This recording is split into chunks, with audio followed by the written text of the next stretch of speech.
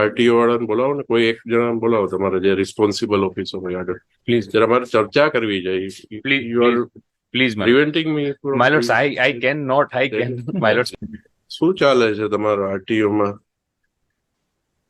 તમારે transfer vehicle કરવા આવે, કેટલા ટાઈમે તમે ટ્રાન્સફર કરો છો વ્હીકલ? ઓનરશિપ ઓનલાઈન કરે કોઈ એપ્લિકેશન? 6 મહિના સુધી તમે ટ્રાન્સફર નથી કરતા? ભાઈ તમને ખબર છે મોટર વ્હીકલ એક્ટમાં પ્રોવિઝન શું છે? ઓનર કોણ ગણાય? જેના નામે વ્હીકલ હોય એ ગણાય. આજ કોઈ માણસ વેચી દે પછી શું? તમે 6 મહિના સુધી ટ્રાન્સફર ન કરો ત્યાં સુધીમાં એક્સિડન્ટ થાય તો હુ ઇઝ રિસ્પોન્સિબલ? આરટીઓ. કેમ તમારે એટલે એમાં એજન્ટને રાખે અને તો જ થાય કામ, એવું છે તમારે? કેમ પબ્લિકને તકલીફ કેમ પડે છે? સેમ ડે તમારે ઓનલાઈન હોય છે, ઓનલાઈન અપડેટ કરો છો. 6 મહિના સુધી ટ્રાન્સફર નથી થતા તમારા વ્હીકલ. સપોઝ હસબન્ડ કોઈ ગુજરી જાય અને એના સન એમ કે મારા નામે ટ્રાન્સફર કરી દો વ્હીકલ, તો તમે શું ઇન્સિસ્ટ કરો છો કે વાઇફના નામે થશે, સનના નામે નહીં થાય? ક્યાંથી આ રૂલ કાઢો છો તમે? પબ્લિકને હેરાન કરવાના, હેરાન થાય એટલે એજન્ટને પકડે, એજન્ટ તમને કઈ લાભ કરી આપે પછી જ તમે કરો છો. બધું કહેવાનું જ ઓનલાઈન છે.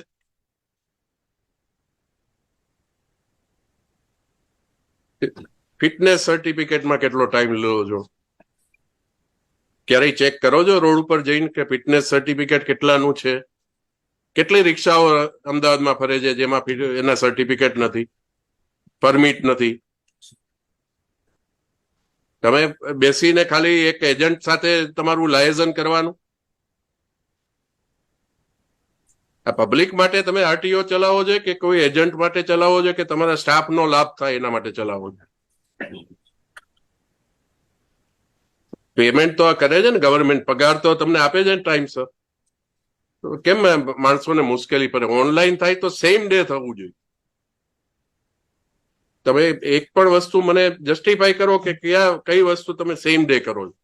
લાયસન્સ ટ્રાન્સફર કરવાનું હોય કે લાયસન્સ રિન્યુ કરાવવાનું હોય તો એ 15 દિવસ, મહિના દિવસ સુધી તમારે ત્યાં પડી રહી. શા માટે? સ્ટાફ નથી. એક આ તમારો સર્વર ધીમું છે, સ્ટાફ નથી. સર્વર ધીમું છે, સ્ટાફ નથી. અને જો એજન્ટને પકડો અને કરો તો સવારે આપ્યું હોય સાંજે થઈ જાય. ત્યારે તમારા બધા ક્રાઇટેરિયા જુદા થઈ જાય.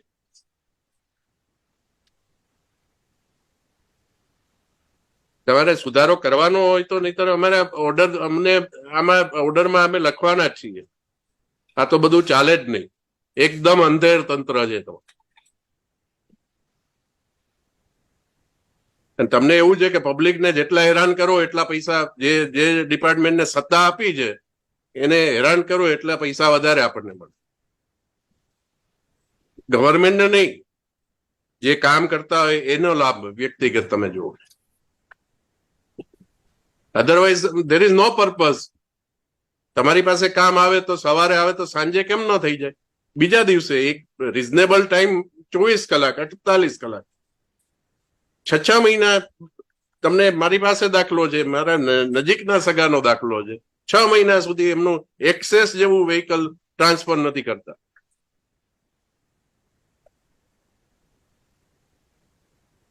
કઈક ગમે એવી ઇન્કવાયરી ઉભી કરશો કે પાન કાર્ડ નથી આપ્યું, આધાર કાર્ડ, તો તમે જયારે એક્સેપ્ટ કરો છો ત્યારે નથી ખબર પડતી? તમારે શું સિસ્ટમમાં કરેક્શન કરવાનું? મને વ્યક્તિગત કોઈ સામે વાંધો નથી, પણ તમારો જે એરિંગ ઓફિસર હોય, તમારો સ્ટાફમાં ઘણા ખૂબ સારું કામ કરતા હશે, પણ જે નથી કરતા અને જેની મેન્ટાલિટી આવી છે, માણસોના કામ દબાવી રાખે છે, એનું કઈ કરવાનું નથી તમારે? તમે શું છો? તમારી પોઝિશન શું છે? આરટીઓ. તમારે ડ્રાઇવિંગ એટલી બૂમ છે કે તમારા ડ્રાઇવિંગ ઓલા પેલા ટ્રેક ટેસ્ટ છે એ બરોબર નથી કામ કરતા, તમારા લાયસન્સ ટાઈમસર નથી આવતા, માણસને પરમિટ નથી તમે ઈ ચેક કરતા. અત્યારે તમે રિક્ષાઓ જોવો છો શહેરમાં કેમ ફરે છે? પેપર ન્યૂઝપેપરના તો ફોટોગ્રાફ એટલીસ્ટ કન્સિડર કરો તમે. કઈ રીતે હોય છે? બહાર પેલા દફતર લટકાયેલા હોય છે, 10 પેસેન્જર ભર્યા હોય છે, તમે કઈ રીતે પરમિટ કરો છો? મારુતિ વાહનમાં કેટલા ભર્યા હોય છે? અહીંયા તમે ઇસ્કોન સર્કલ ઉપર ક્યારેય જોયું છે તમે? તો પોલીસ ડિપાર્ટમેન્ટ નું તો હવે મને કઈ કહેવા જેવું જ નથી રહ્યું. ત્યાં ઓલી પેલી પ્રાઇવેટ કાર ત્યાંથી જતી હોય, ત્યાં પેસેન્જર ભરવા રસ્તા વચ્ચોવચ્ચ ઉભા હોય, એની બાજુમાં એસટી બસ ઉભી રહી, એની બાજુમાં ટ્રાવેલ્સની બસ ઉભી રહી, એટલે પબ્લિકે જવાનો રસ્તો જ નહીં. એક બાજુ લારીઓ ઉભી હોય. પબ્લિકને તમે શું સમજીને બેઠા છો કે કોઈ માણસ આવીને બળવો કરશે ત્યારે જ તમે કંઈક કરશો? સત્તા છે તો તમે એનો સદુપયોગ શા માટે નથી કરતા? આ તમારું ફંક્શન છે. અમારે આવીને તમને આ સમજાવવાનું હોય કે લેક્ચર આપવાનું હોય?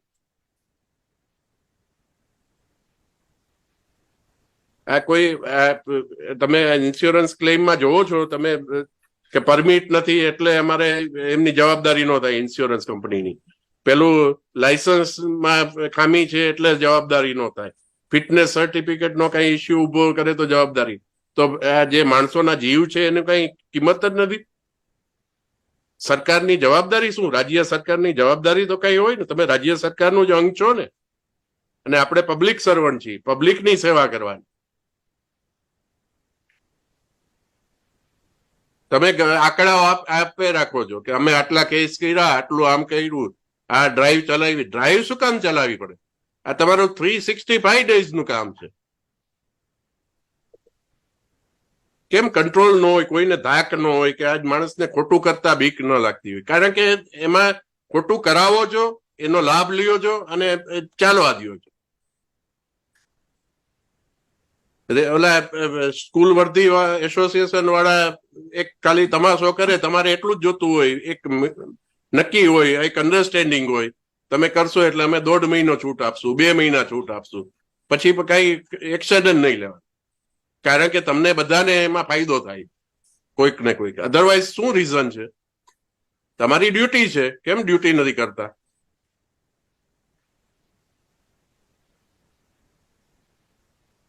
કેટલા માણસો રોજના મરે છે એક્સિડન્ટમાં? જવાબદાર કલ્પેબલ નેગ્લિજન્સ તમારું પણ આવશે. અમે તો એ હદ સુધી લઈ જવા માંગીએ છીએ મેટર કે જે અધિકારી જવાબદાર હશે એનું જે એરિયામાં થશે, અમદાવાદમાં થાય જેટલા એક્સિડન્ટ, તો એમાં આરટીઓ જવાબદાર થાય, તમારા પોલીસ વાળા જવાબદાર થાય, અને રોડ જો રસ્તા ખરાબ હશે તો રોડ વાળા. હવે એ સુધી લઈ જવી પડશે. અધરવાઇઝ કોઈ ચેન્જ આવશે જ નહીં. તમને કોઈ જવાબદારી, કોઈ પણ જાતનું, તમારે એ લક્ઝરી બસો ગમે તેમ ફરતી હોય, તમે કોઈ દિવસ ચેક કરો છો? કોઈ દિવસ નથી. પોલીસને એટલી ઇન્ટરેસ્ટ જરાય બિલકુલ. કાલા કૂતા, ધોળા કૂતા જે ચાલતું હોય તમારું, આ બધું તંત્ર આપણે ચલાવવાનું છે. તમારી સિસ્ટમ ક્યારેય સુધારવાની નથી. સામાન્ય માણસ કેટલો હેરાન થાય છે. તમે જો ટ્રાફિકના કેટલા પ્રશ્નો થાય છે, કારણ કે આ બેફામ રિક્ષાઓ થઈ ગઈ છે. તમે કોઈ દિવસ એનો કઈ કંટ્રોલ કરવાનું વિચારો? ચાલે લોજિકલી, તમે લેજિટિમેટલી જે પણ તમે પરમિટ આપી હોય ને ચાલતી હોય, અને એ પણ નિયમ અનુસાર, તો બરોબર. બસો છે તો એ તમે નિયમ અનુસાર ચાલે તો તમારે કઈ વાંધો નહીં. તો એને પાર્કિંગ નું કઈક હોય, આ તે જે ઓથોરિટી તમારા જ્યુરિસ્ડિક્શનમાં જેટલું આવતું હોય એટલું તમારે કરવાનું. પોલીસે કઈ કરવાનું? પોલીસને તો કઈ ધ્યાન જ નથી આવતું કે શું થઈ રહ્યું છે. My lords, in our reply, my lords, we have incorporated that what are the actions taken in the recent past. મને એમાં તમારી ડ્રાઈવ છે ને, એ તો આંખમાં ધૂળ નાખવાનો કામ છે. તમને કેવું પડે કે તમે આવું એક્શન લ્યો, અને એ ફિગર ઉભા કરવા માટે તમે ખાલી એક કરો છો.